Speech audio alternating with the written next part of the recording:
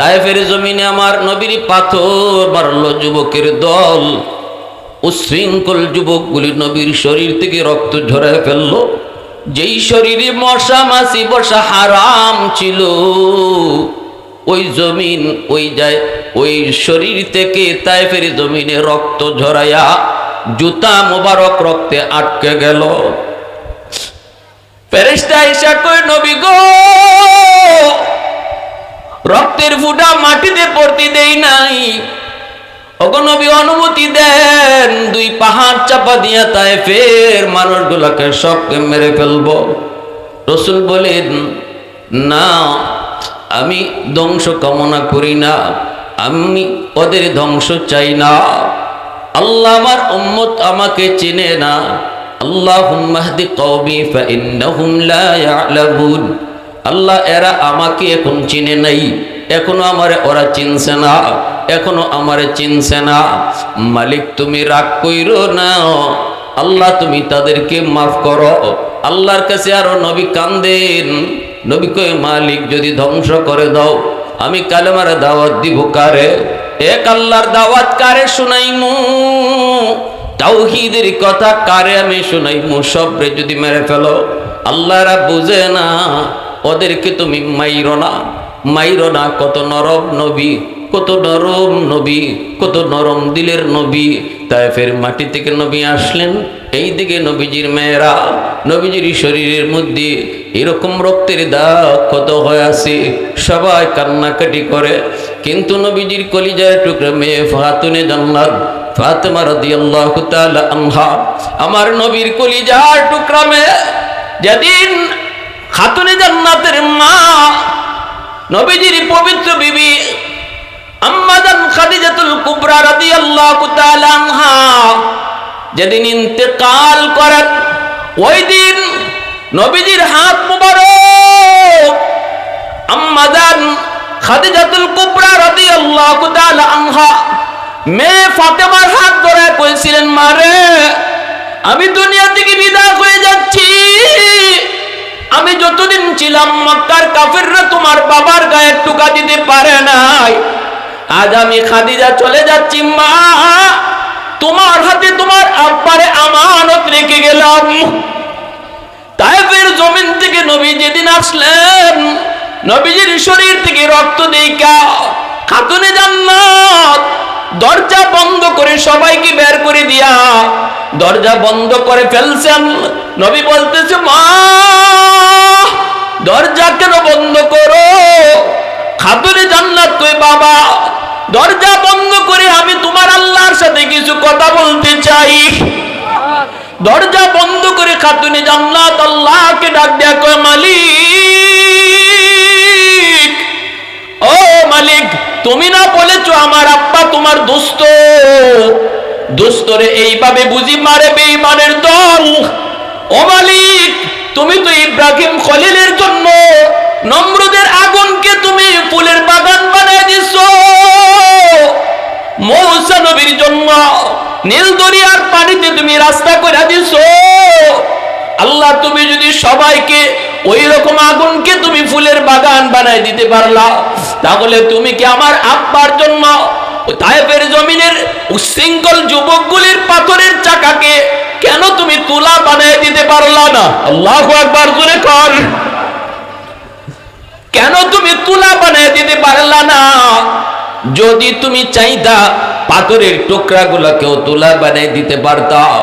আল্লাহ, তুমি কেন দিলা না? কেন দিলা না? আল্লাহ, তোমার কাছে আমার প্রশ্ন। তখনই আমার নবী মায়ের নবী কই, মারি, ও মা, আল্লাহর সাথে এইভাবে কথা কয় না, আল্লাহর সাথে এইভাবে কথা কয় না রে মা।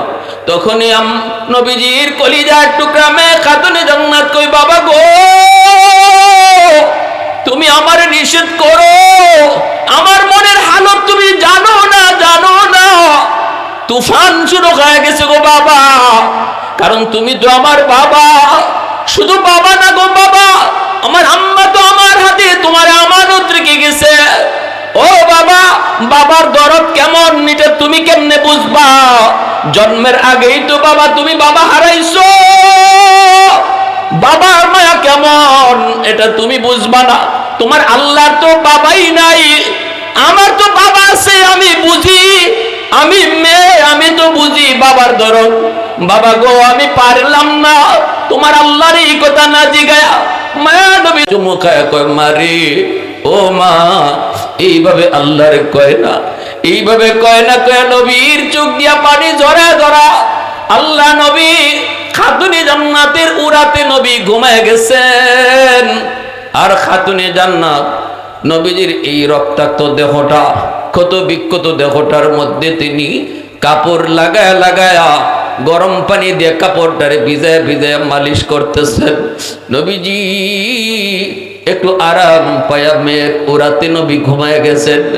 ঘুমাইতেই নবী স্বপ্নে দেখেন নবীজির মা আমেনা তিনি মাথার পাশে দাঁড়ায় আছেন, আর বৈশা বৈশা নবীর এই ক্ষত বিক্ষত জায়গাগুলাকে তিনি মালিশ করতেছেন। মায়ের কুলেতে নবী বসা। আল্লাহ নবীর স্বপ্নে দেখেন মা আমেনার কুলে মাথা রাইকা নবী শুয়ে আছেন, আর আমেনা নবীকে এইভাবে তিনি মালিশ করতেছেন। ওই অবস্থায় নবীজি স্বপ্নযোগী মাকে ধরে ফেলছেন, ধৈর্য বলতেছেন, মা গো, এতদিন তুমি কই ছিলা গো মা, কই ছিলা গো মা, আজ আমি তোমারে আর যেতে দেব না। এই কইয়া যে মার আঙ্গুল ধরে বলতেছেন, মা আজ আমি তোমাকে আর যেতে দেব না। নবীজির ঘুম ভেঙে গেছে। ঘুম ভেঙে দেখেন ফাতেমার উরাতে নবীর মাথা। স্বপ্নে যে মা কইয়া ধরছেন, ওই ধরাটাও ফাতেমার আঙ্গুলেই ধরা। আল্লাহু আকবার জোরে কর। ফাতেমা কাঁদতেছেন, বাবা বাবা, ঘুমের ঘরে তুমি মা কয়ে চিৎকার করে আমার হাত জড়ায় ধরছো, কি হয়েছে গো আব্বা একটু কও। তখনই নবী কয়, মা রে, আমি তো স্বপ্নে দেখেছি আমার মা আমেনার কোলে মাথা রাইকা আমি ঘুমাইতেছি, আর আম্মারে পায়া আমি মাকে জড়ায় ধরছি, আর বলতেছি, মা গো, তোমারে ফেরত যাইতে দেব না। ও মা, যখন বাস্তবে তোমার হাত ধরেছি, আজ থেকে তুমি আমার মা ফাতেমা। ফাতেমা আল্লাহর কাছে কই, মালিক তুমি রাগ করো না, আমার ভিতরে হালত দেখতেছো গো আল্লাহ, আমি হয়তো তোমার সাথে রাগ করে এরকম অভিমান করে কথা বলেছি, আল্লাহ তুমি আমার উপর রাগ কইরো না। যেই দরদ নবী, এত দরদি নবী, এত দরদি উম্মতের এত দরদি নবী, ওই নবীর আদর্শ অনুসরণ করলেই আল্লাহ বলতেছেন আমি আল্লাহকে পাওয়া যায়। মন গড়া পথে মন গড়া মতে চললে আমি আল্লাহ পাওয়া যায় না। মক্কায় নবীজি যখন মক্কা বিজয় করলেন, নবীজি মক্কা বিজয়ের দিন নবীজি সাহাবায়ে কেরামদেরকে নিয়ে রওনা দিলেন। 10,000 সাহাবায়ে কেরাম। আল্লাহ নবী মক্কায় ঢুকবেন। নবীজির জন্মভূমি ছিল মক্কায়, হিজরত করেছেন মদিনায়। মক্কায় আসার জন্য নবী দিলের ভিতরে বহুত পীড়া, সাহাবায়ে কেরামের অন্তরের মধ্যে বড় জ্বালা। মক্কায় তারা আসতে চান। অনেকেরই মক্কায় বাড়িঘর রয়েছে, অনেকের আত্মীয় স্বজনও রয়েছে, অনেকের বউ বাচ্চাও রয়েছে। নবীকে বলতেছেন, নবী গো, মন চায় জন্মভূমি মক্কা দেখতে। নবী বলতেছেন, একটু অপেক্ষা করো, আল্লাহ পাক রব্বুল আলামিনের ইশারা পাইলি আমরা মক্কায় যাব। ইশারা পাওয়ার পর নবীজি 10,000 সাহাবায়ে কেরাম নিয়ে মক্কার কাছাকাছি চলে আসলেন। সন্ধ্যা হয়ে গেল। নবীজি বলতেছেন, সাহাবীরা রে, রাতের অন্ধকারে আমরা মক্কায় ঢুকবো না, কারণ রাতের অন্ধকারে যদি ঢুকি, মক্কার কাফেররা যদি বাধা দেয়, যুদ্ধ হবে, আর অন্ধকারে কে কারে মারবে ঠিক থাকবে না। হয়তো কোনো নারীর গায়ে হাত তলোয়ার উঠে যেতে পারে, শিশুর উপরও তলোয়ার উঠে যেতে পারে, কখনো নিরপরাধ মানুষের গায়েও তলোয়ার উঠে যেতে পারে। অন্ধকারে মারামারি করা ঠিক না। রাত আমরা এখানেই কাটাবো, সকাল হলে পরে মক্কায় ঢুকবো। অথচ সাহাবায়ে কেরাম রাজি আছিলেন, নবী গো, যে স্পিরিট নিয়ে আমরা এসেছি, এই স্পিরিটটা আপনি থামায়েন না, চলেন আমরা রাতের অন্ধকারে মক্কায় ঢুকবো। বাধা যদি দেয়, অন্ধকারে রক্ত বসবে, রক্ত বইবে। রসুল কয়, না, এখানেই থামো, রাত কাটাবো মক্কার পাশে। আল্লাহ নবী মক্কার পাশে সমতল একটা জায়গায় তাবু বানায়া 10,000 সাহাবায়ে কেরামকে নিয়ে বসছেন। আমি শুধু বুঝাইতেছি, যুবক, কারে তুমি আজকে ফলো করো, কারে ফলো করো, কার নমুনা ধরছো, কার নমুনায় চলতেছো? শোনো তোমার নবীর আদর্শের কথা। এই সমতল জায়গায় নবীজি তাবু বানাইয়া সাহাবায়ে কেরামদেরকে নিয়ে বসছেন। আর নবী বলতেছেন, শোনো, আমাদের 10,000 সাহাবীদের জন্য যে পরিমাণ চুলা প্রয়োজন, আমরা চুলা ডাবল বানাবো, ডাবল। আর 10,000 মানুষের জন্য যেই পরিমাণ বাথরুম প্রয়োজন, এর অর্ধেক কম বানাবো। সাহাবায়ে কেরাম বিষয়টা তখন বুঝেন নাই, বাথরুম কেন কম বানাইতে বললেন আর চুলা কেন বেশি বানাইতে বললেন। ওই সময় সাহাবায়ে কেরাম এতটা বুঝেন নাই। কিন্তু সাহাবায়ে কেরাম একটা আদত ছিল, আল্লাহর নবীর কোনো আদেশ পাওয়া মাত্রই সাথে সাথে এটা পালন করা, কোনো প্রশ্ন না করা। এটাই ছিল নবীজির ইতাআত, আল্লাহ নবীর অনুসরণ। চুলা বানাইলেন ডাবল, বাথরুম বানাইলেন কম। এইদিকে মক্কার লিডার আবু সুফিয়ান, যে আবু সুফিয়ানের সাথে নবীজির একটা আত্মীয়তার সম্পর্কও ছিল। আবু সুফিয়ান নবীজির শ্বশুর। আবু সুফিয়ান নবীজির শ্বশুর। নবীজির একজন পবিত্র বিবির নাম হযরত উম্মে হাবিবা রাদিয়াল্লাহু তাআলা আনহা। সে উম্মে হাবিবা রাদিয়াল্লাহু তাআলা আনহা, ইনি আবু সুফিয়ানের মেয়ে। তখনও আবু সুফিয়ানের সাথে নবীজির চরম দ্বন্দ্ব। আবু সুফিয়ান মক্কার কাফেরদের লিডার, নবীজির নাম শুনতে পারেন না। ওই অবস্থায় তার মেয়ে রসুলের বিবি। সেটা কিভাবে হইছেন সেটা ভিন্ন ঘটনা, লম্বা ইতিহাস। শুধু এতটুকু বুঝেন, আবু সুফিয়ানের কাছে খবর আসলো মুহাম্মদ মক্কার খুব কাছাকাছি, সকালেই মক্কায় ঢুকবে।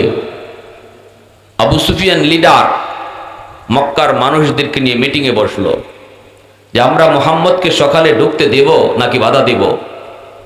মিটিংয়ে আলোচনা হলো, রাতের অন্ধকারেই তাল গোয়েন্দা পাঠাও, দেখো মুহাম্মদ কি পরিমাণ সৈন্য লই আসছে, অস্ত্র কেমন, সৈন্য কেমন, এটা বুঝার পরে তো সিদ্ধান্ত নিব আমরা। এশার পরে সন্ধ্যা রাতে একজন পাঠাইছে। সে যখন পাহাড়ের উপর থেকে তাকাইছে, যে টাইমে গোয়েন্দা গেছে দেখার জন্য, এই টাইমটাতে সাহাবায়ে কেরাম চুলায় আগুন জ্বালাইছেন, খানা পাকাইতেছেন। পাহাড়ের উপর থেকে সে তাকায়া দেখে সারা ময়দান জুড়ে খালি চুলা আর চুলা, আগুন আর আগুন। এখন এই গোয়েন্দায় ভাবতেছে ঘটনা কি, চুলাই যদি এই পরিমাণ হয়, মানুষ গণ্য কখন? ঠিক না নেজুর? এখন চুলাই যদি এই পরিমাণ হয়, মানুষ গণ্য কখন? সে এই হালত দেখা ভয়ে কাঁপতে কাঁপতে আবু সুফিয়ানের কাছে দৌড়ে আসছে। আইসা কয়, লিডার, খবর বড় সাংঘাতিক খারাপ। কয়, কি হয়েছে? কনা কি দেখে আসছো? লোকজন কেমন, অস্ত্রবল কেমন? কয়, লোকের খবর পরে নেও, আগে চুলার খবর নাও। এই হলো আমার নবীর রাজনৈতিক কৌশল, নবীজির রণকৌশল। এজন্য খ্রিস্টান পণ্ডিত দ্য 100 যে বই লিখছে, পৃথিবীর 100 মনীষী, সেই 100 মনীষীর তালিকা লিখতে যেয়ে সবার আগে আমার আপনার নবী মুহাম্মদুর রাসূলুল্লাহর নাম আনছে। আর সেই কথা কইছে, তারে প্রশ্ন করছিল খ্রিস্টানরা যে তুমি একজন খ্রিস্টান লোক ইয়া মুসলমানদের নবীর নাম সবার আগে আনলা, মহামনীষীর আর নাম পাইলা না? কয়, আমি যখন মহামনীষীদের জীবন নিয়ে স্টাডি করি, একমাত্র ব্যক্তি পাই মুহাম্মদ যে সব দিক দিয়ে সবার সেরা। আমি এমন একটা সাইড পাই না, এমন একটা দিক পাই না যে দিকটাতে মুহাম্মদকে দ্বিতীয় পর্যায়ে রাখি, আরেকজনরে একে নেই, এমন কোনো দিক পাই নাই। রাজনৈতিক ক্ষেত্রে বলো, সামাজিক ক্ষেত্রে বলো, যুদ্ধের রণকৌশলের দিক দিয়ে বলো, আমি যত স্টাডি করি ততই তারে নিয়ে অবাক হই। তিনি একমাত্র অনন্য, বেনজির, বেমিসাল, যার কারণে আমি ভিন্ন ধর্মের লোক হইও মুহাম্মদুর রাসূলুল্লাহকে 1 নম্বরে বসাইতে বাধ্য হয়েছি। আমার বিবেক আমারে বাধ্য করেছে। আল্লাহু আকবার, জোরে বলেন।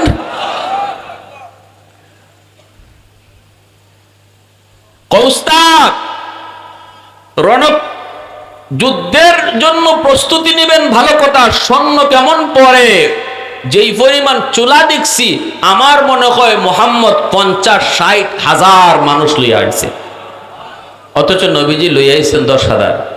কয় হাজার? কয়, এক চুলায় যদি 10 জনের জন্য ফাঁক হয়, এক চুলায় যদি 10 জনের জন্য ফাঁক হয়, তাহলে আমি চুলার হিসাবে বলতেছি 50 থেকে 60,000 মানুষ নিয়ে আসছে।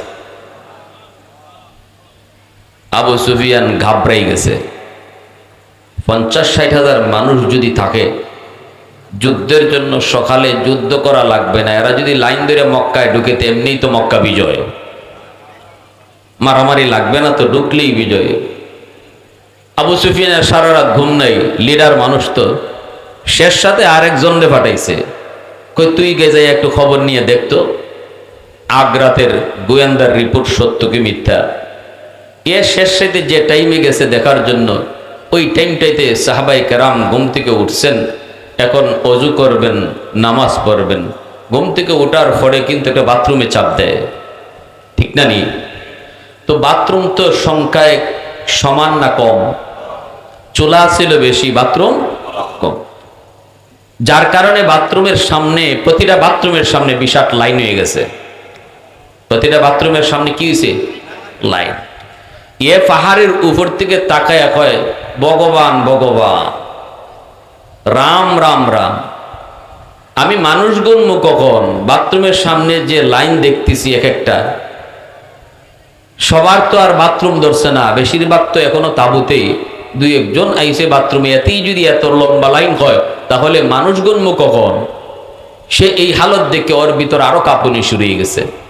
ও দৌড়ে গেছে গিয়া, উস্তাদ যুদ্ধ করা লাগবে না, সকালে যার যার যান বাঁচাও। কয় কেন, কি হয়েছে? কি হয়েছে মানে? কি পরিমাণ মানুষ যে মোহাম্মদ সাথে লই আইছে এর হিসাব করা সম্ভব না। কস না, একটু একটু কস না, একটু ধারণা করে কস না, একটু আন্দাজ করেই কস না, একটু বুঝি না। উস্তাদ বাথরুমের সামনে যে লাইন আমি দেখছি, এ কি পরিমাণ লোকের কথা কইছে। সন্ধ্যা রাত্রে যে গেছিল, এত কইছে 50 থেকে 60,000। দোত মিয়া 50-60,000, বাথরুমের সামনেই তো 50-60,000 দাঁড়াই রয়েছে।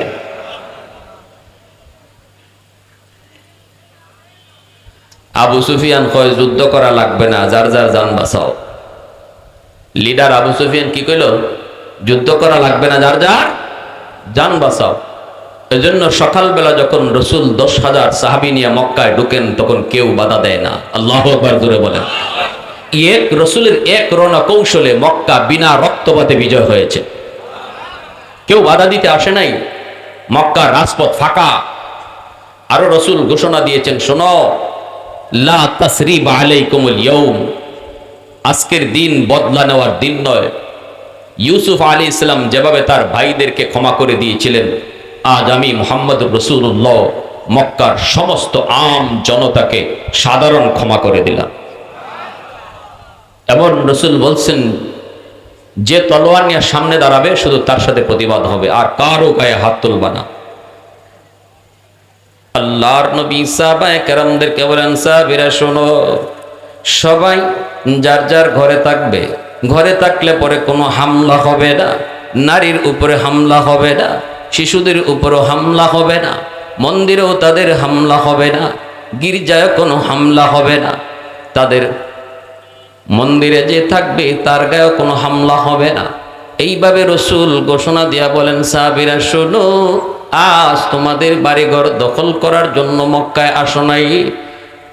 মক্কা থেকে বের হয়েছি, আমিও গেছি, তোমরাও বল মক্কা থেকে বের হয়েছ। আজকে তোমাদের বাড়িঘর দখলে নিয়েছে ওরা। যার যার বাড়িতে তোমরা যাবা, যায় বলবা, ভাই রে, এতদিন পর্যন্ত এই বাড়ির মালিকানা ছিল আমার, দখলদার ছিলে তুমি। আমাকে মাইরে ফিটটা আমার বাড়ি থেকে বের করেছ, আমার বাড়ি থেকে, ঘর থেকে আমাকে পিটায় তুমি বের করে দখল করেছ। দখলদার ছিলে তুমি, মালিক ছিলে না। আজ আমি তোমাকে আমার বাড়ির মালিক কানাও বুঝাইয়া দিলাম। আল্লাহু আকবার। রসুল কয়, আজকে বাড়ির দখল নেওয়ার জন্য মক্কা বিজয় হয় নাই। সবাই যার যার বাড়িতে যাবা, যায় যে দখলে আছে তারে মালিক কানাও বুঝাইয়া দিয়া দিবা। এ বেঈমানের দল, এমন একজন তোমাদের ধর্মের এমন একজন নেতা, একজন ধর্মীয় নেতার একটা উদাহরণ দেখাও। পারবা না, কোশ্চিন কালো পারবা না, ঠিক কিনা জোরে বলো। আমরা দেখেছি কোন দেশ যদি স্বাধীন হয়, কোন দেশ যদি বিদ্রোহের মাধ্যমে স্বাধীন হয়, ঢুইকে ওই দেশের জনগণকে হত্যা করা হয়, সম্পদ নষ্ট করা হয়, দেশটাকে একদম পঙ্গু বানিয়ে দেওয়া হয়। কিন্তু একমাত্র আমার আপনার নবী, রহমতের নবী, যেই মানুষগুলি মক্কা থেকে রসুলকে নির্যাতন করে মদিনায় পাঠাইলো, ওই মানুষগুলাকে নবী শুধু ক্ষমা করলেন তা না, বরং যেই বাড়ি তারা দখলে রাখছিল ওই দখলদার বাড়িটাও তারা মালিকানা বুঝাইয়া দিয়া দিছেন। আমরাও এলে যায় কইতাম, বেটা হর, এখনই তোরে কূপ দিয়া কল্লা আলাদা করে ফেলবো, আমার বাড়ি আমাকে ফিরে দে, আমার জমি আমাকে ফিরে দে। কিন্তু রহমতের নবী, মায়ের নবী বলতেছেন না, সবাই যার যার বাড়িতে যায় ওই বাড়ির মালিকানাটা ওরা শুধু জানতো, মোহাম্মদ নাম জানতো, অনেকেই মোহাম্মদকে চিনত না। রসুল মক্কার পথ দিয়ে হাঁটতেছেন, রসুল দেখেন সবাই যায় যায় যায়, মাল সামানা লইয়া তারা নিরাপদ জায়গায় চলে যায়। রসুল ডাক দিয়া কয়, তোমরা কই যাও? মানুষেরা কই, তুমি কি জানো না মোহাম্মদ মক্কা দখল করে নিয়েছে? আল্লাহ নবী কই, আমি তো এও শুনেছি মোহাম্মদ মক্কার মানুষকে তিনি ক্ষমা করে দিয়েছেন। মানুষেরা কয়, যুবক সব কথা বিশ্বাস করন নাই, তাড়াতাড়ি যান বাঁচাও, নিরাপদে যাও। মহিলা, ওই বৃদ্ধা মহিলা যখন বোঝাটা নিয়ে যায়, রসুল কাছে যায় বলতেছে, মা গো, ও মা, কই তুমি যাও? মহিলা কয়, বাবা, ও যুবক, তুমি কি জানো না এই মক্কা মোহাম্মদ দখল করে নিয়েছে? রসুল কয়, মা গো, জানি, আমি তো জানি মোহাম্মদ সবাই রে মাফ করে দিছেন, তাহলে তো ভয় কেন? কেন তোমরা চলে যাচ্ছ? মহিলা কয়, বাজান রে, এই মক্কার মানুষ মোহাম্মদকে কি নির্যাতনটা করছে আমি নিজের চোখে দেখছি রে বাবা। আমার মন বলে মোহাম্মদ কিছু না কিছু বদলা নিবই নিব, এজন্য আমার ভয় লাগে, আমি প্রাণে বাঁচার জন্য চলে যাইতেছি। আল্লাহ নবী কই, মা, বোঝাটা অনেক ভারী, অনেক ভারী, তুমি বয়স্ক মানুষ, নিতে কষ্ট হবে গো মা, আমি একজন জোয়ান মানুষ, আমার মাথায় বোঝাটা উঠা দাও। দু জাহানের বাদশাহ, দু জাহানের বাদশাহ ওই বয়স্ক মহিলার বোঝাটা মাথায় লইয়া রসুল সামনের দিকে যান, আর চোখের পানি জরা জরা আল্লাহ দরবারে কান্দে আর কই, মালিক, আজকে তুমি দেখো, আমি তো মক্কার মানুষকে ক্ষমা করে দিলাম, কিন্তু এরা বিশ্বাস করলো না। আল্লাহ, এরা বিশ্বাস করলো না। কিয়ামতের ময়দানে আমি নবীরে তুমি এজন্য পাকড়াও কইরো না, আমার কোনো দোষ নাই গো মালিক। ও মালিক, আমি বদলা নিতে চাই নাই। এই কথা কয় আর নবী চোখের পানি জড়ায় সামনের দিকে হাঁটে, মহিলা পিছনে পিছনে যায়।